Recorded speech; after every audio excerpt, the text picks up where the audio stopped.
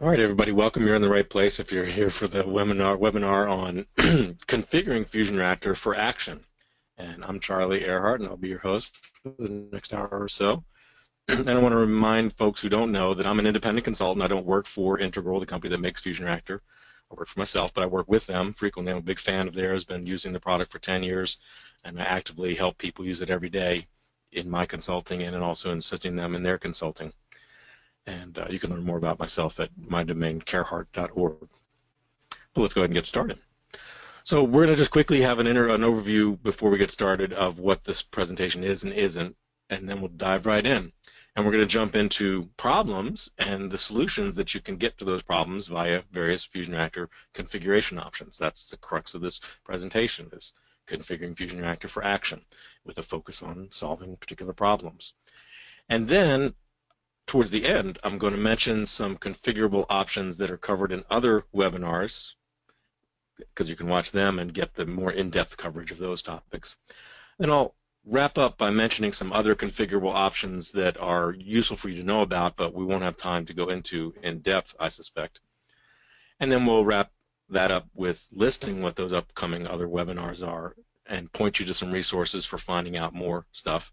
And then finally, letting you ask questions. And you can ask them during. I'll try to keep an eye on the questions pod during the session, but feel free to hold them if you'd like, and we will try to give you time at the end to ask questions. Okay. So I want to start by clarifying, Mother, excuse me, I had a cold for a few days and it's affecting my voice.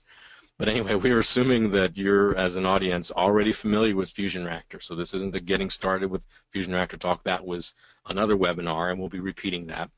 But anyway, the goal here, again, is to review key configurable FusionReactor options and talk about their benefits, and help you see how they could help you get to the root of various problems on your Java or CFML servers. And I just want to throw that out because I'm not going to do an overview of FusionReactor in this talk, but I want to make sure everybody understands that FusionReactor is a Java server monitor, and it happens to work with ColdFusion and Lucy and Rilo and Blue Dragon, which are CFML engines which run atop Java. But some of you here may not use ColdFusion or CFML. Yes, FusionReactor works with any of those. And the same license on a single box can monitor a CFML server and a Java server.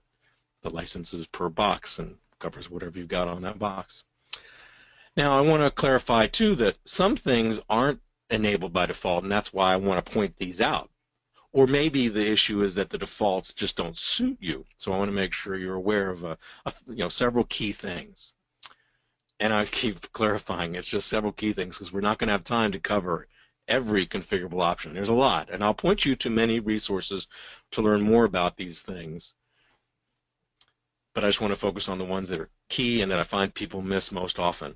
And I'll point to docs at each step of the way, and then I'll point you to more docs for some of these other settings that you might want to explore. And also, this presentation is being recorded, so you're going to be able to come back and get these URLs that I'll be showing on the screen. And I'll also try to demonstrate changing the settings and showing you the results of most of the changes. So I really hope that you're going to find this is a very useful presentation and lots of demo and lots of new capabilities that perhaps even people using FusionReactor for years maybe never knew about. It won't surprise me.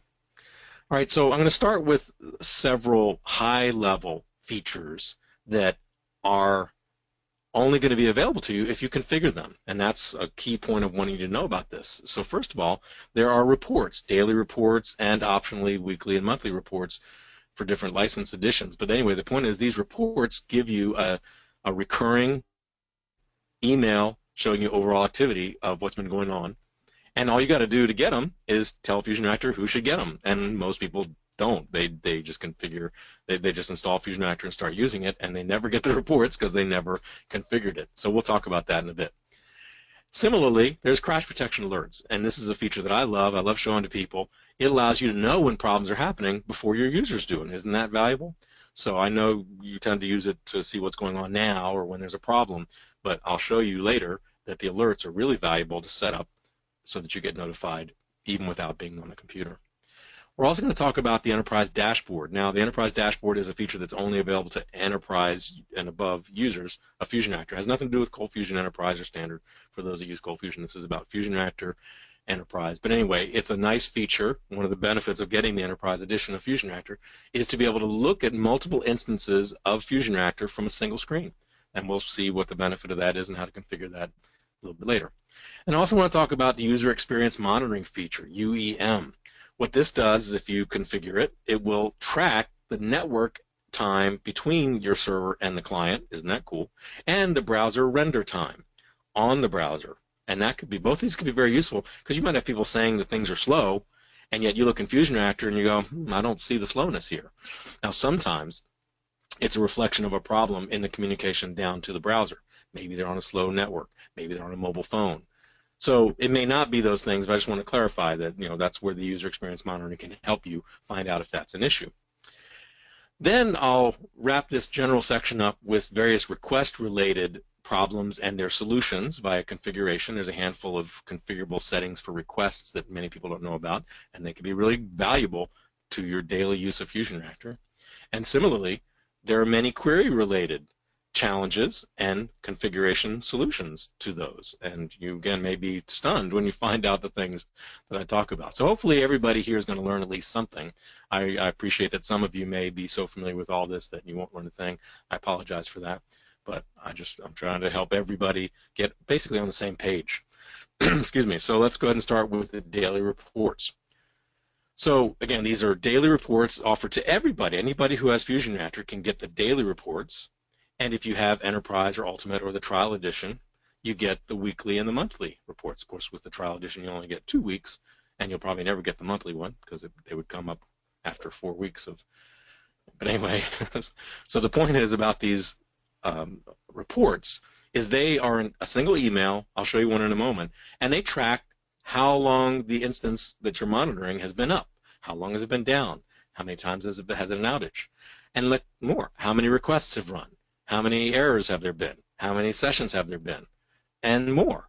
What's been the average request time, average database time, the average CPU and heap use, number of requests by status code.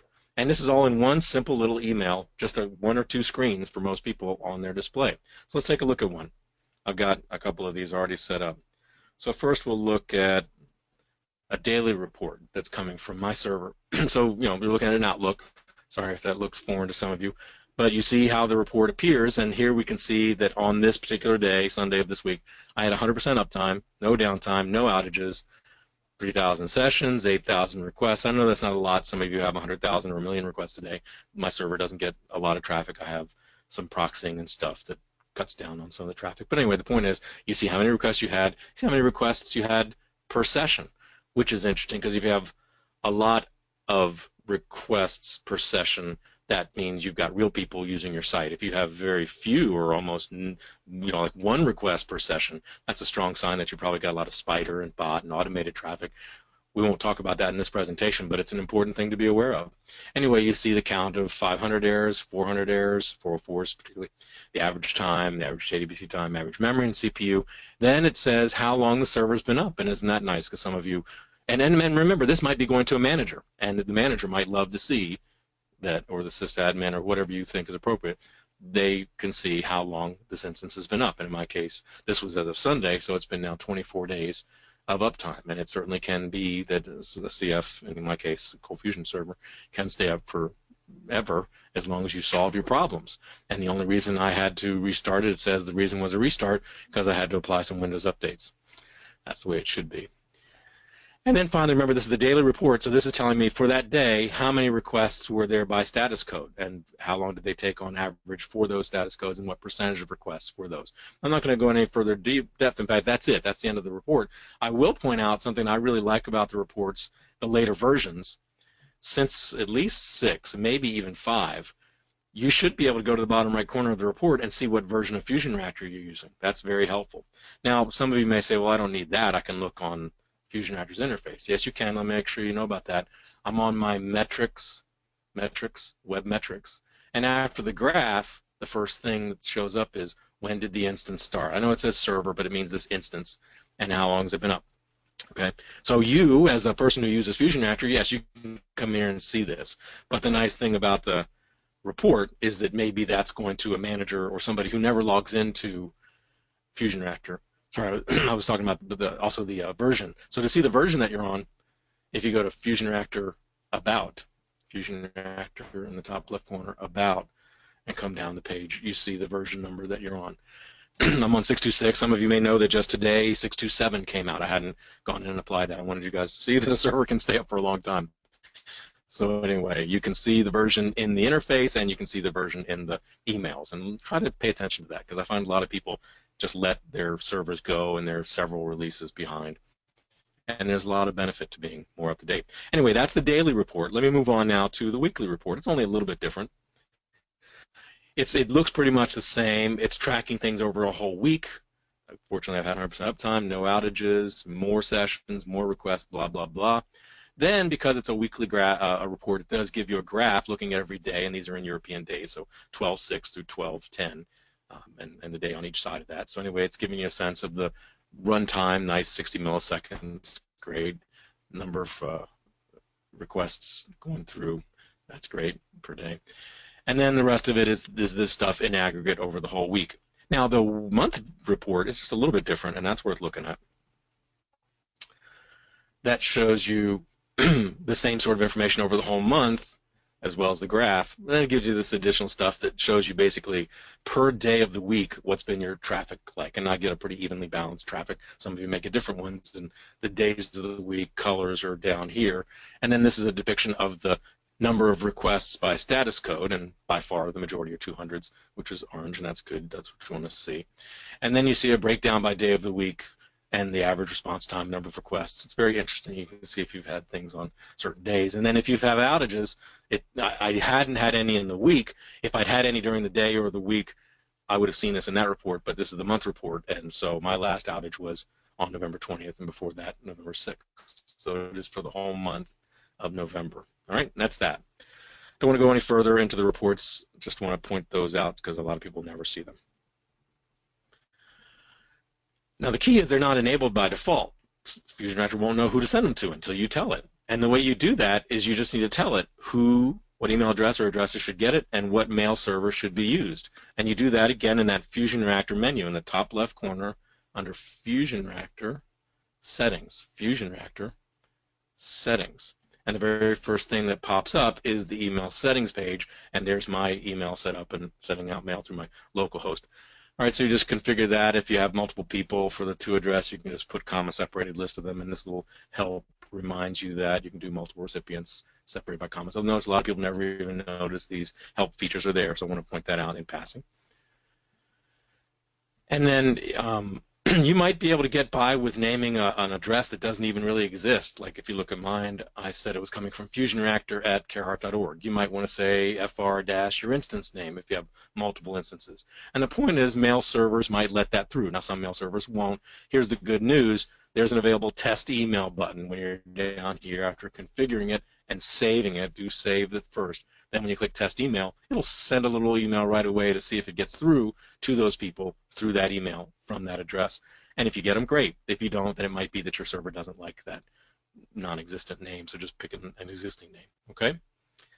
And then for you who are on CF, if you want to know what mail server to put in and whether you need a username and password, you can just go into the CF administrator to its mail page to find out what mail server it uses and use that to help you configure FusionReactors. Now, I just want to point out there's probably other questions you have, but we got to move on. We can't spend all the time on any one topic, so I want to limit this about 5 minutes. So you can find out more. I'm going to show you this for every section. You can find out more in the docs. In this case, there's a FusionReactor report plugin page of the docs. Now, I also want to say up front that you'll see I've got the number 6.2. That's because I'm running on 6.2. That's the latest version. And if you were to go to the docs by default, that's what you'd see. If you're running 6.1, you could change that to 6.1 and so on. So just be aware of that. Okay, moving on to crash protection. I'm not seeing any questions yet. Crash protection alerts. This is about you knowing when problems are happening before your users do it. Isn't that cool? And as I said, people tend to use FusionReactor to watch what's going on now or recently or only when there's problems, and I understand that. But what if you're not looking and a problem happens? Or what if the instance restarts? Some of you know that if your JVM restarts, whether you're using ColdFusion or Lucy or Rilo or Java, Tomcat, JBoss, whatever, if that instance restarts, FusionReactor loses the information that's in the display. The good news is it logs it, and we've covered that in other presentations. But I'm trying to tell you that separate from the logging, you can set up what are called FusionReactor FR CP, crash protection, CP alerts. They can let you know the problems are happening by sending you an email. And I know some of you don't want to get more email, I get that, but trust me, if you set these up right, they are really valuable. And they can also be optionally set to reject or queue requests once a certain number have been reached if you want to try that. They can even try to kill requests if you want to try that. It isn't always going to work, but you could try it. For me, I would argue just getting the email alone without doing any extra work is often quite valuable. Now, let me just show you an alert. If you've not seen them, I want to show you what one looks like. So here's an alert. Let's get back to the top of it. That came to me earlier this week. And it's what's called a request quantity protection alert. So I had set up my FusionReactor, and I'll show you how to see that in a moment. I had set it up to say if I get 5 requests running at one time over a certain number of seconds, then I want to get notified. And I actually had 7 running. Now, again, these are tiny numbers. You might want to set yours to 10 or 15 or 20 or 70, whatever numbers make sense for you. We don't want to get into the depth of that. I'll talk about that in passing when we get to the screen about setting it up. But the point is, I got an alert. It tells me when it came, and it tells me things like how many requests we're running. Now, I know it said 7 there and 6 there. Sometimes by the time it generates these parts of the page, there's been a change. You might even see the running request list doesn't add up to this number because things change in milliseconds sometimes. Anyway, it's saying I had 6 requests averaging 13 seconds. It showed me what my average heap use was, the used and allocated, and the percentage of that.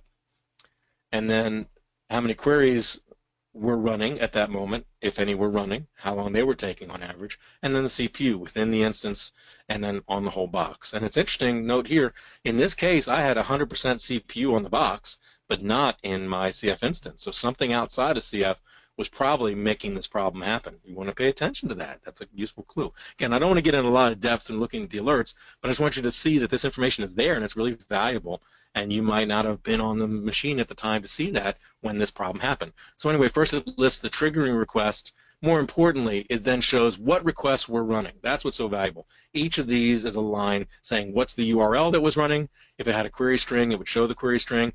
I have it enabled to show my user agent. I'll talk about that later. And it shows how long the request had been running, how much memory the request was using, how much CPU it had used to that point, what IP address it was coming in on, that sort of stuff. Really valuable. And if it's running a query, the alert shows you what query is running at the time. In this request, this was running. And it shows how long it had been running at the time of this alert. Now, some of these don't have a query. That doesn't mean they didn't run a query, but at the moment this was 10 seconds old, it was not running a query, so I don't see a query listed there. So really valuable stuff, right? And if you just come over here and look at the times that they started, or look at the IP addresses, or look at the URLs, you might get some useful information and go, aha, I see a pattern here. But maybe you won't, and you'll wonder, well, what are you doing? Like, if this thing's doing something for 12 seconds and it's not doing a query, what is it doing? Well, I don't have time to get into this in depth. I'm just going to show you that you can take the thread ID for the request and do a find within the email. And the rest of this email, if you'll notice from here down, is what's called the stack trace, or the thread dump. It's a list of stack traces. And if I do a find on that thread ID that I just looked for,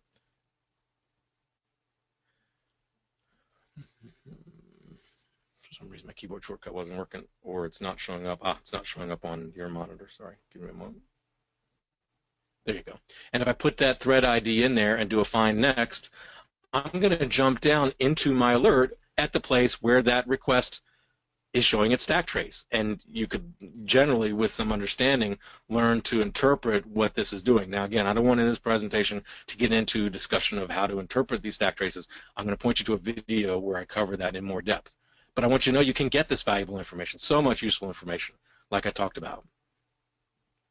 Okay, so that's there for you to review when you might watch this later.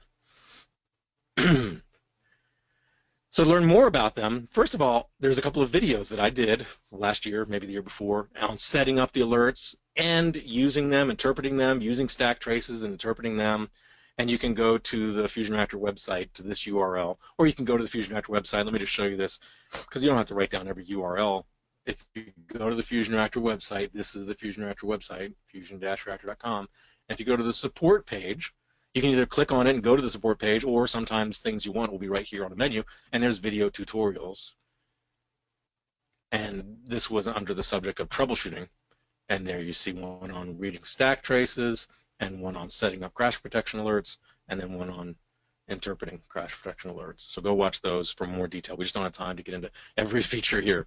And there is a whole separate manual in the FusionReactor online help on protection and monitoring the FusionReactor. Let me show you the help.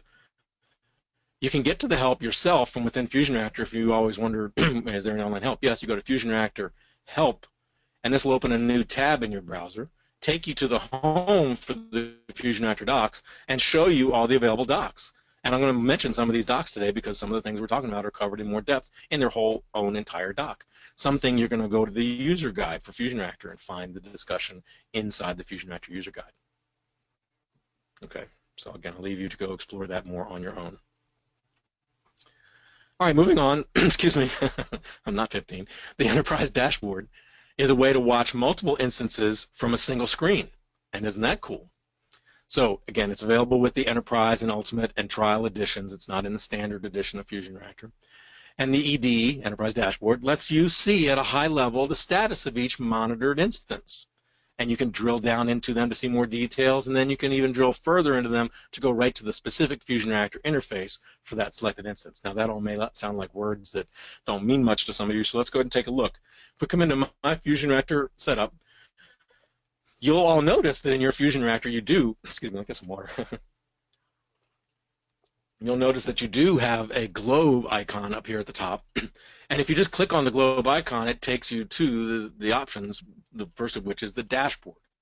Now you may look at your dashboard and see nothing there. In my case, I'd set up my dashboard to show 4 instances. Now it's weird. I don't know why at the moment it's not showing them because they were working just a moment ago. You know, demos, stuff happens. Now there is a page here called Manage Servers, and this is where one would configure what servers are to be watched. And I'm watching my own Caro.org site, and oh, I see a little typo there. That's weird. I don't think that would be affecting this, but let me edit that real quick. And when you click this edit button, you come up here and edit that, and this should not have that at the end.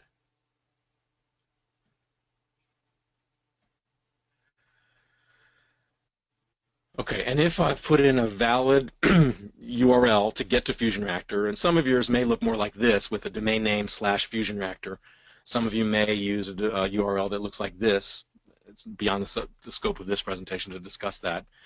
But anyway, when you put in a valid URL and the valid password and hit submit, then you see this confirmation that it's okay. And if you ever want to test if it's okay, you click that button there. But anyway, now that that's okay, maybe that was causing a problem. I'm going to go back to my dashboard. It shouldn't have been. Yeah, so there's something else going on here. I really don't know what. I'm going to just refresh the page. Maybe it's just a browser glitch. Yeah, so some sort of a browser glitch, like a caching thing. Anyway, this is what a dashboard looks like when you have more than one server set up. And so my point was, you see the high-level information overview about each server, and the color of the box tells you how well it's doing. Blue is good, yellow or orange is getting bad, and red is bad. Now, red has a reason for it being bad. In this case, it's bad. That says PWD. I know it's kind of tiny, but it means that the password set up for that server isn't correct. It might sometimes be red and say long, which means there's a long-running request, or mem, which means memory is too high. And these pipes here refer to the amount of memory in use, CPU in use, request activity, and database activity.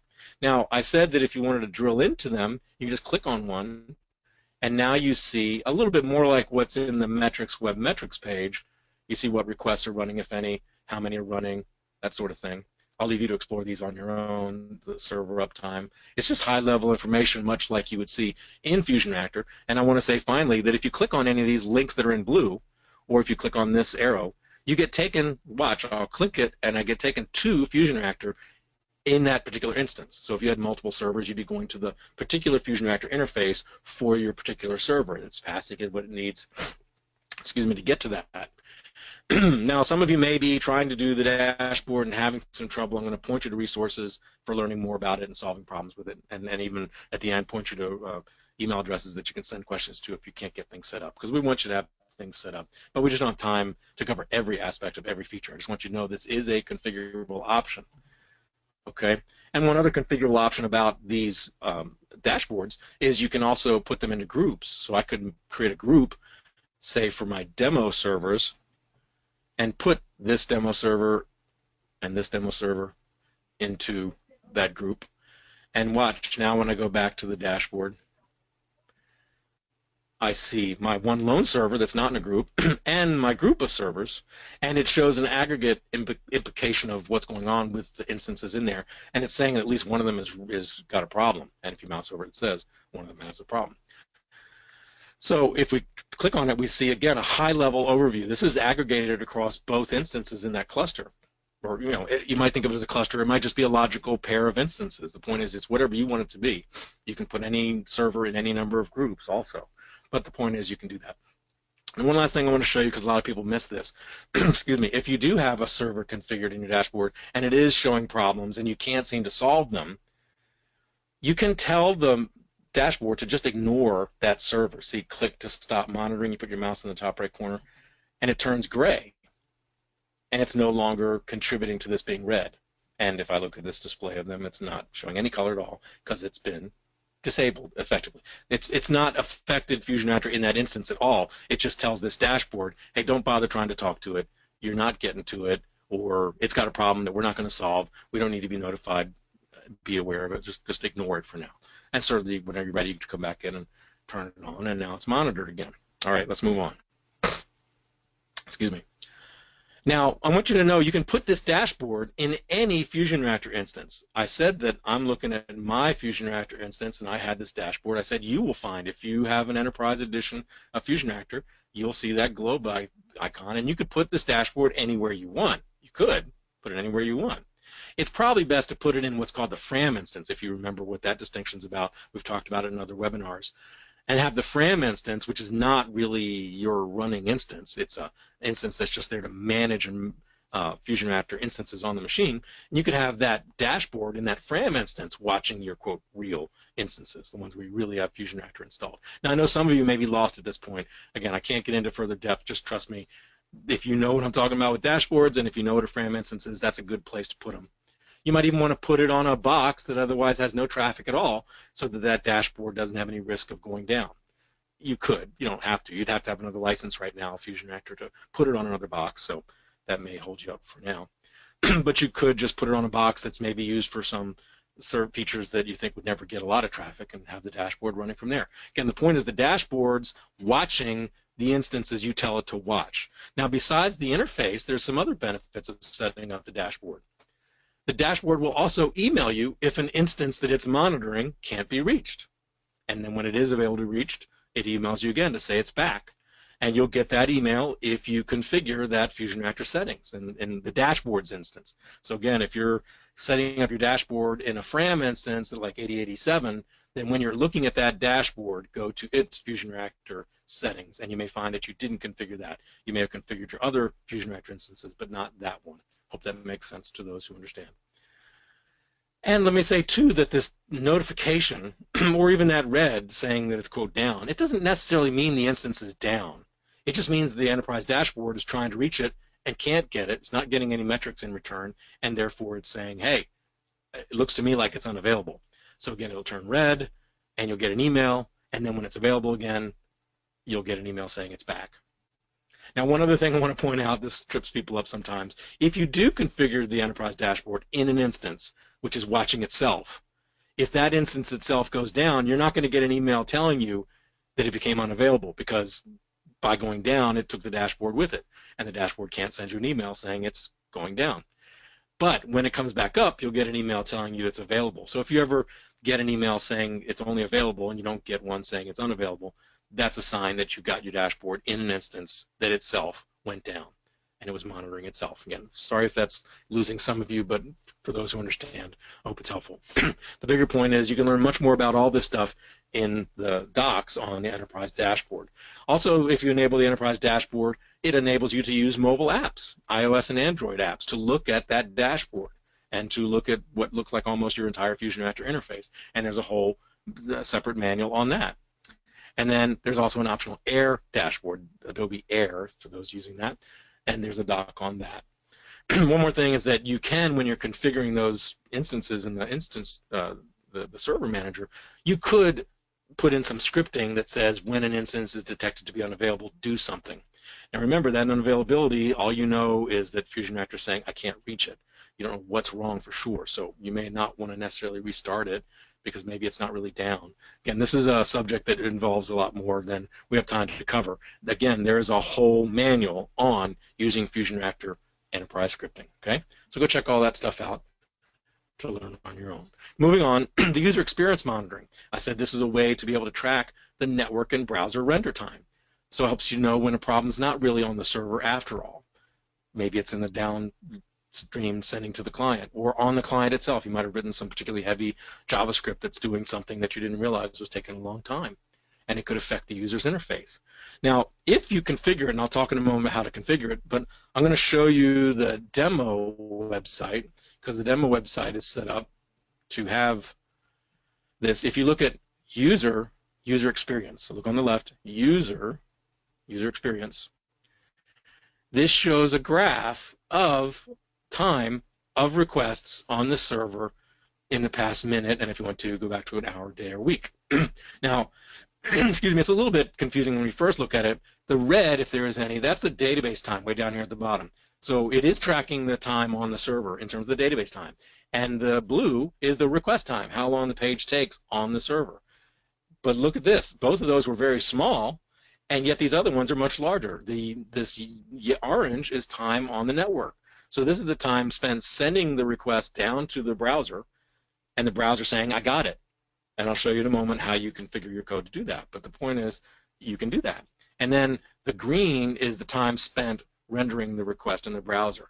Now, I'm saying that this is watching it in aggregate across all requests. I'm sure some of you are thinking, well, that's okay, but I'd like to look at a particular request that was slow. Well, let me just show you that if you have the user experience monitoring enabled, and I'll show you how to enable it in a moment, if you go to, say, the request history, or slow request, or longest request, or whatever, and you find a request that you're interested in understanding why was it slow. Now, I don't have one, but let's just say I was interested in finding out why this particular request was slow. I want you to see that I've picked a particular request that ran at a particular time, and you may not have ever noticed this, but in later versions of FusionReactor, if you go to the Relations tab, and I'm saying only in later versions, I don't remember what version, I think it was 6.1 maybe, might have been 6, added this graph, this kind of chart of the time spent in a request, broken down by the request time, database time. In this case, they're doing Spring. I won't get into that.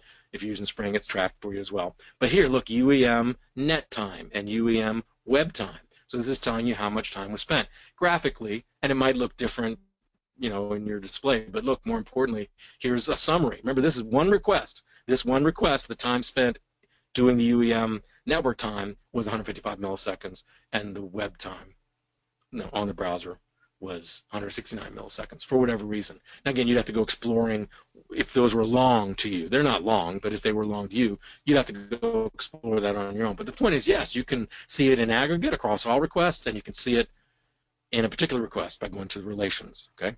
Again, if anybody has any questions or concerns, please do ask them.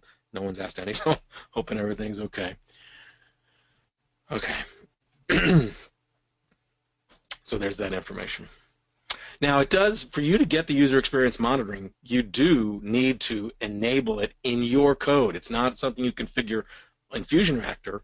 You have to configure it in your code. Your code has to be told, and you might choose to do it in some apps and not in others, but in whatever app you want to do it in, you would configure it to basically send some JavaScript down to the browser, and that JavaScript, when it's executed, is what calls back to the server and says, here's how long it took for me to get here, and here's how long the browser render time took. If you're familiar with Google Analytics, it's exactly the same concept. You know, with Google Analytics, you just plunk a couple lines of JavaScript code in, and it does it. And the same is true with FusionReactor. And there's specific detail with examples in CFML, JSP, whatever you use. There's examples. So go learn more about that. There's a whole manual on the user experience monitoring. I know some of you are very interested in this. Go read that manual. It's not big. When I say these other manuals, they might be 4 or 5 pages, but they're substantial enough that they regarded they should be their own manual set, so it stood out clearly from the other docs. So go check that out. I see a question. What did the 1 or 2 on each instance? What did the 1 or 2? Oh, okay. So let me go back quickly to my dashboard. I didn't cover this because it's not about configurability. He was asking about these numbers. If you put your mouse over them, it may pop up and tell you, it should pop up and tell you that they're notifications. And if you click on them, you're taken to see the notifications. It should be. Maybe you have to do it from here. I don't pay attention to the notifications too often. So this is saying there's 2 unread notifications. So if I click on that, it should be showing them somewhere. I'm sorry, I don't use the notifications feature much myself, but that's what they're about. There's also notifications over here about this particular instance, and I know that this, when you click on it, it has a notifications page, and it shows you. And perhaps one of those was over here, and if I were to mark those as red, and there's some interesting things that get tracked here, you might be interested to note that, look into that later yourself. But see, they've gone away. And I suspect that that will also in a moment translate to the this one no longer having that 1 number there. Now it's going to wake up and somewhere, there you go. It took about 20 seconds. Every 20 seconds it's polling, say, how you doing? And it said, oh, no more relations. Okay. And then how does user experience monitoring work with a server farm where the server that rendered the page is different than the server the user's browser reports back to? That's an interesting challenge. And if you need to, well, let me just point this out. Usually when you're in a clustered environment, you use sticky sessions, which means in your clustering software, it thinks that the browser that you're currently looking at should keep sending its request back to the same machine. And therefore, when that browser is told to send this JavaScript request back up to the server, it's going to send it to the same page from which the page came from. So that shouldn't be a problem. If for some reason you don't use sticky sessions, then this is not really a unique problem to this, because you probably have the same thing where if you take something and put it on the server, how does the user know which server you put it on? So you might need to generate specific IP addresses or domain names that say go back to this particular server. But I hope that answers your question. I don't want to get too deep in the weeds on this. Again, at the end, I'm going to give you some addresses, email addresses. So if you have questions that we haven't answered, you can ask them in depth with the engineers.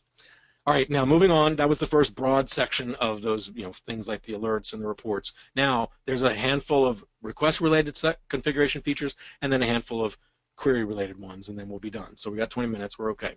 So first, some of you have probably noticed that when you look at your FusionReactor display, I'm going to go back to my request history, for instance, which is the 100 most recent requests that have run. Some of you maybe notice that when you look in here, hey, all the IP addresses are the same, always, every time, or maybe they're within 2 or 3, points of each other. Well, that probably means you've got some sort of a proxy or a firewall or something that is intercepting the request before they get to your server, and therefore what you're seeing is the IP address of that intermediate proxy. Or maybe on the client end, they're using a proxy, and it's going to show the IP address of that proxy. And maybe you'll see multiple requests that are seemingly from the same IP address, but you look into them and you go, no, they're from different people. Well, they're on a proxy, and it's masking their real IP address. Well, here's some good news. You can find out if there is some other IP address that this request really was known as. Now, in my case, I've already taken care of the problem, but let me just show you. Let's say I wondered about this request and said, is that really the IP address that request came from? And many don't know this, but if you look down here at a particular request, at the headers, you're seeing all the request headers that got sent with the request through the web server to ColdFusion or your Java server. And look, there might be an X-forwarded 4. That's a common header that proxies and firewalls and other tools like that, if they're going to hide the IP address, they'll say, well, if you want to know the real address, here it is. All right, so that's the real address. Now, I've already configured things so that that is the address that's showing up on my display. But that's because I did what I want to show you. You go to Requests, check this out, you go to Requests, Settings, Proxy, Request Settings Proxy, and there's a drop-down of available choices to pick from. And the most common ones are True Client IP and X-forwarded 4. But hey, you might have another one. In fact, if we look back at my screen, we'll see that I have a proxy in front of mine called Encapsula, and Encapsula also put its own header. And if that's what, if you saw that, you might go, I don't have an exported for, but I have this, or I have whatever. You might have someone that shows a real user IP address, but it's not one of those ones that were named. Well, I could copy that to the clipboard and go back to my requests settings. I want you to notice this because it's not obvious. Requests, settings, proxy. And even though it's not in the dropdown, I could this is editable. I could paste that in here and hit submit, and now it's going to use that header to show the IP addresses. And whatever you do, it's going to make that change take effect from that point forward. Any requests that run from that point forward, in the interface, they'll show the right IP address. In the alerts, they'll show the right IP address. And in the logs, there's a request log, it'll show the right IP address from that point forward. All right, I see some questions. Somebody's asking. It's going to be a little bit more about UEM. When you're talking about UEM, where again was the relations? Yeah, that's a common thing. That's why I tried to do it slowly and show you twice. So whenever you look at a request and the history, or in long requests, or slow requests, I just want you to see if you're in longest requests, same thing. When you're looking at requests, or running requests even, when you're looking at requests, wherever you find them, when you click on a request, any request, doesn't matter, you've got several tabs up here at the top, and one of them is called Relations. And in later releases of FusionReactor, the Relations breaks down things like database time. This is database time. Now, I've got some other stuff in here that I've tweaked, and we're not going to get into that in this presentation. But you can see the Relations tab by looking at a request. Okay. Let me make sure there's not any more questions. In fact, I believe. Yeah, I'll just go ahead and delete these ones so I don't think that you're still there. Okay. Okay, so that's tracking the real IP address. Now, I mentioned that you might want to see the user agent. The user agent is what kind of browser made the request, or was it a spider or a bot? And sometimes you're going to be surprised to find out you're getting a lot of visits from spiders and bots, and if you don't track the user agent, you wouldn't know that. Now, I'm going to show it again. If I look in any request at all, it doesn't matter, I'll pick this one. That's almost certainly coming from a spider or a bot. And if I go to the Headers tab, there's a user agent field. User agent field. Now that user agent is automatically displayed. You don't have to do anything to see that. And sometimes it'll look like a legitimate one, and sometimes it'll look like a spider. I thought I picked a spider. I'll just try quickly to pick another request. This sure looks like automated traffic down here. Going to my RSS feed. It could be a regular browser, but let me try one more time just to catch one, because I sometimes can just catch one. Well, that's interesting, no user agent at all. And that happens. Sometimes something's making a request and it doesn't pass in any user agent. That's probably an automated tool too. Anyway, let me back up and say, my point was, if you want to track the user agent, not just in the interface, but you want to see it in the logs or in the alerts. Well, first of all, in the case of the logs, you go to Requests, Settings, Request Logging. And down here is, do you want to enable user agent or not? It's not on by default. And I'd love to turn that on. Now, admittedly, that's going to add about 100 or 200 characters to every line in the request log. But FusionReactor's logs aren't that big. Don't worry about that. It's never been a problem that I've seen. But the point is, it's disabled by default. So if you want it, you got to enable it. I only got 15 minutes before my voice is gone. I'm sorry. Didn't expect that. Now, you can also track it in the crash protection notifications. Now, I didn't show you the crash protection setup. In the interest of time, I didn't want to get too deep into it, but if you go to Protection Settings, this would be where you would configure, say in my case, to be notified when 5 requests or more are running to get email notification. Well, in addition, down here under Email Settings, you would enable that you want to get them. Sorry, I didn't mention that before. So if you set up request protection or runtime or memory, you'd want to come to mail settings and enable it. That's covered in the video. I think that's why I let it be. If you go watch the video, all this is covered. And then also down here towards the bottom is an option to show the user agent in the FusionReactor email notifications. And they warn here if you're on CF8 or 9, don't do that. Never understood quite why, but it's just a recommendation they had. And finally, there's a feature new in 6.2.6, the latest release as of until today, called obfuscating sensitive data in requests. So if we go again to Requests, Settings,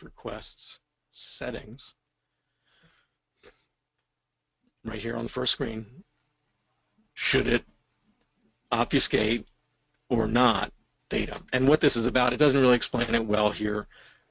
and the help is being improved because this was just added. What it is if you've got, say, submission of requests that pass in credit card numbers, you might not want that to be displayed in FusionReactor. Maybe the person who's responsible for FusionReactor doesn't have the authority to see credit card numbers. And so you want to obfuscate that. Well, if you turn this feature on, then when you go to requests, history, or activity, or flow request, whatever, and you look at that headers tab, if what's being passed up is sensitive, it will be hidden. There'll be question marks. You won't be able to see it. So again, I don't want to get into any further depth than that, just to say that that is a new feature and it's available. And you can learn about all these settings, about request settings, in the request settings page. There's also something that's not really related to the request settings, but it's related to requests. If you go to user sessions, this used to be under someplace else, metrics, custom metrics, and custom series in 5 and before, but now in 6 and above, it's in user sessions. This shows you a count of sessions being created and destroyed and active. It's really nice. Well, down here at the bottom, it also breaks them down by application, and you can see ones that are tracked or not, and you can tell it to track one by clicking this plus sign on track one. But just notice it shows slightly more detail about the sessions for those that it tracks. And that's all it's about, is just a little more detail for those that it tracks. So that's configurable by just doing that, or undoing that, or doing that, or doing that.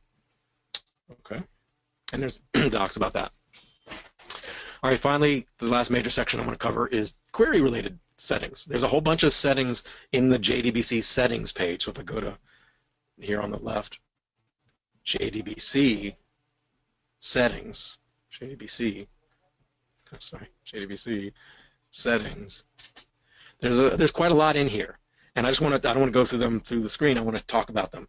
So you can have it log slow queries, right? Wouldn't that be valuable to have FusionReactor tracking in a log that you could look at after the fact, perhaps days later, where there's slow queries? And that's right here at the top on the JDBC settings, logging, first page you see. Logging is not enabled by default. You could enable it and then say only log queries that were slower than a given number of milliseconds. So I have it logging 2-second or slower queries. And there's a JDBC log in the FusionReactor logs. And again, this talk isn't about the logs and how to find them and use them, but I've covered it in other ones and we'll cover it again in the future.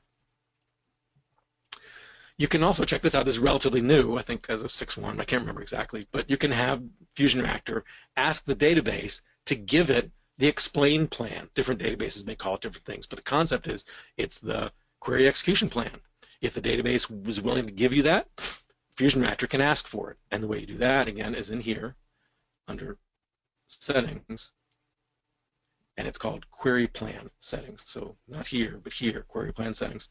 Enable them, and say enable them if any query takes longer than 3 seconds.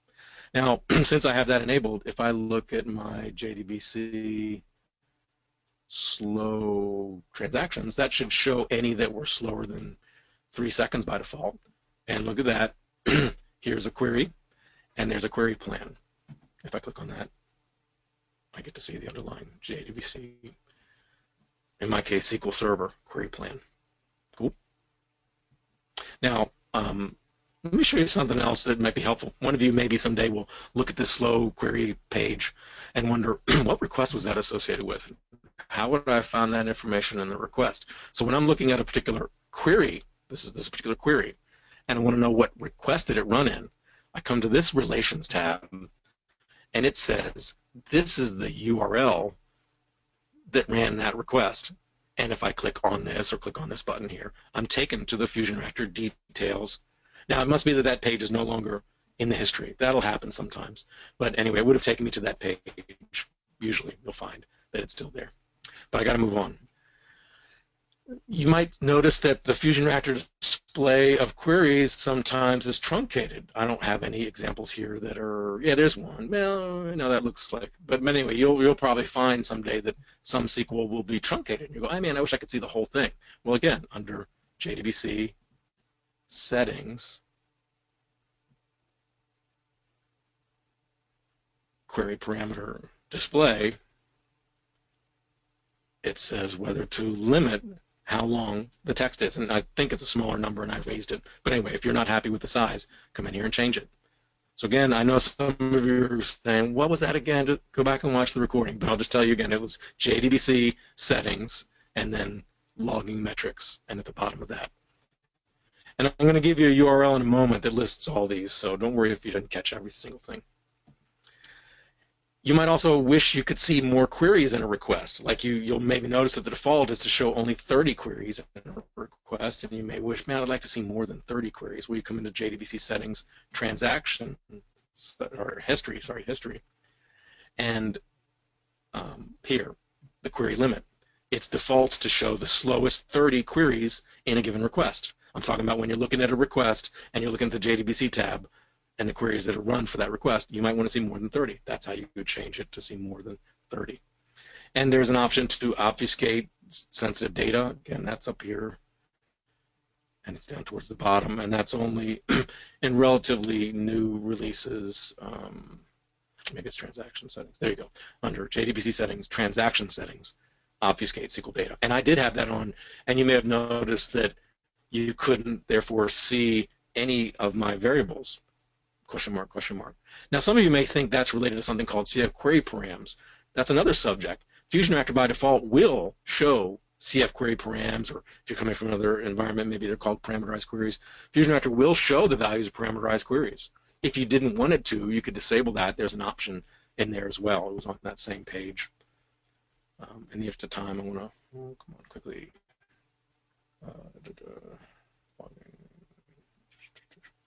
Query parameter logging is enabled by default. If you didn't want it, you could turn it off. And again, all these settings are discussed in the docs in a section on the JDBC settings. These are all JDBC settings. There's a whole page on it with much more detail, so I'll leave you looking at that. Then finally, I want to talk about some query changes you might want to make where you modify the data source in your application server. So if you're using ColdFusion, it's in the data source page of the administrator. In other environments, you'll have your own place to configure data sources, or you'll do a JDBC method call, and in that JDBC setup, when you create the connection, you can pass in connection string values. And you can tell FusionReactor, for instance, to track the data source name. If we come back to look at my display of request for one of these queries, that wasn't a good one. There was no queries. But this one should have some queries. And if I go to the JDBC tab, I can see the data source name. Most of you don't ever notice the data source columns even here because it's not configured by default. The way you configure that, again, is you go to the server, your ColdFusion administrator. So give me a second to get my ColdFusion administrator on screen. And you go into the data source. Again, I'm just going to show ColdFusion for now.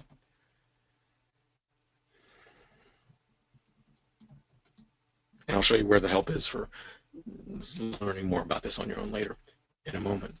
But anyway, I go to the data source definition. I go to the advanced settings in the case of ColdFusion. And right here, I can put in a connection string value. And there's none there by default for most people. If there's one there, you can put semicolon and then this additional one. And it's underscore underscore FusionReactor underscore name. Literally that. 2 underscores FusionReactor underscore name equals, and then the name of your data source. That word now appears here and in various logs and the alerts, things like that. Really nice feature. And I'll show you where this is documented, so don't worry if you're not catching it. But I want you to know that there's more you can do. You might say, well, we don't want FusionReactor watching queries for this data source. Maybe there's a billion queries a day and you think you don't care about them, you understand them. FusionReactor, please don't monitor that. Well, there's a setting that you put in there as well to say, don't watch it. FusionReactor, don't watch this data source. And finally, you can even tell it to log in the JDBC log when a certain number of records have been returned. Maybe you want to be able to track in the FusionReactor JDBC log the fact that more than 1,000 records have come back. And there's a way to have it track when more than 1,000 or a million, whatever number is big for you. The point is, all those are done through those kind of data source connection string settings, and there's a whole manual on that. JDBC monitoring is the manual about changing the JDBC settings in your data source definition in the connection string. Okay, so I know that was a quick run through, but I hope it's helpful. There's other features enableable that you'll want to know about, but I knew we wouldn't have time, so they're covered in other webinars, and I'll talk to you about those in a moment. One is the profiler. That's a new feature in FusionReactor 6 Enterprise, or Ultimate in the Ultimate Edition. And you can learn more about the profiler at this page. And I just want you to know that the profiler, by default, does do its job. If you have Ultimate, instantly FusionReactor is profiling any request that takes more than 3 seconds. And if you want to tweak that, that's configurable, and that's discussed in those docs. Similarly, there's a debugger. Yes, FusionReactor has an interactive debugger, and that's enabled by default, but you have to configure a breakpoint on either a line number or a condition or on an exception, and that's discussed in this manual. There's a whole manual as well as videos on that that I'll point you to in a moment. Anyway, so learn more about the debugger later. I'll say really quickly, if you manually configure FusionReactor yourself, you don't use the installer, you'll sometimes trip over a problem where the debugger doesn't work until you add a particular additional argument in the JVM arguments. Again, that's discussed in that manual, so I'll leave you to read about that. I'm about to run out of my voice. And then I just want to wrap up by pointing you to several other configurable options. I just knew we wouldn't have time, but I want you to be aware. You can tweak where the logging gets taken place in FusionReactor. You can tweak the rotation of the logs, how many get kept, how long they get kept. You can enable limited functionality users in FusionReactor. There's 3 types of users. The default is an admin type. There's also a manager and an observer, and they have slightly less capability to do stuff in FusionReactor. You just go to the FusionReactor menu in the top left corner, choose change password, and they're not enabled by default. Only the admin one's enabled by default. Again, I'll point you to where you can learn, the docs tell you more about all these things. All the plugins, FusionReactor's got many plugins, and if you look in the top left corner under FusionReactor plugins, when you're looking at a list of plugins, many of them have configuration buttons. So you can learn more about them by reading the docs, reading the configuration screen. There's even configurability of that metrics web metrics page. You can change what's graphed. Really cool. I covered that in the Hidden Gems talk. There's lots of other settings in these various FusionReactor settings, request settings, and JDBC settings, and other settings. So I'll leave you to explore those on your own. And then over on the left, you may notice in the FusionReactor display, there's also some things here that maybe you never use. There's request content filters, there's compression, and one other thing is under requests settings, there's something called content capture with a big warning about why you don't want to generally do that. But anyway, those 3 things, protection restrictions, request content capture, and request compression, they're all worth learning about at least, but they're not something that most people use every day, so I didn't think they were important enough to get into. And the content filter. So I mentioned all those in passing. Oh, sorry, protection restrictions, that's up here under Fusion, protection restriction, that's under protection. So when we're setting up crash protection, sorry, it's a little bit out of order.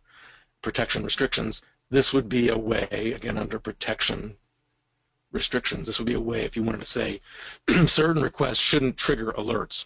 And again, there's plenty of help here and more help, so I'll leave you to read about that. I just want you to know those are options that you can also configure. They're not nearly as important as all those other ones. Now, I mentioned there was other upcoming webinars, so we're going a minute over. There's going to be one on troubleshooting identifying issues with FusionReactor 6, and it'll get into more specifics of using these to solve particular problems. We had to start with understanding how to configure them so that when I go into showing how to use them, we don't have to waste time showing how to configure them. We can point you back to this webinar. And then there's going to be one on getting the most out of FusionReactor Ultimate. So I've mentioned the debugger and the profiler and some of the different reports. So we'll talk about those in more detail, especially the debugger and the profiler in that talk. And there's a new product coming out called FusionReactor Cloud, and we'll have a webinar about that as well. So you can keep an eye on these, register for them at this URL, the one you used to get to this one.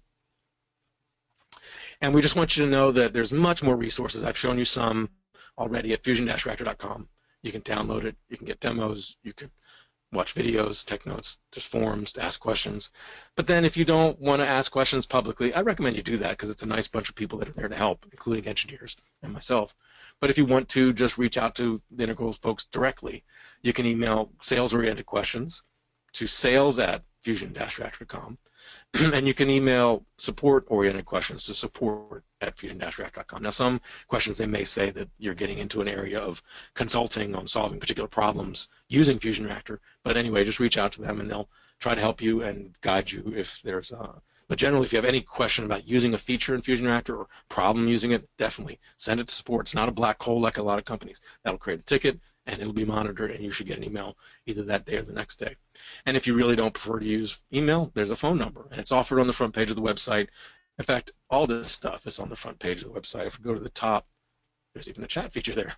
But if you go to the top of the FusionReactor website, there's the phone number, and there's the email addresses. So if you forget it here, no, you can always get it there.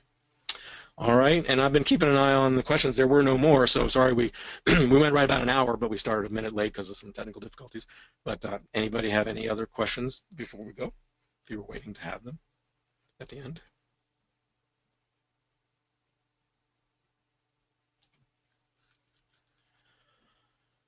Okay, we had a lot of good questions along the way. Hopefully either we've answered them already or I answered them by explaining the problems and the solutions. So nobody's got questions. That's great. Glad to have helped. Hope you enjoyed the webinar.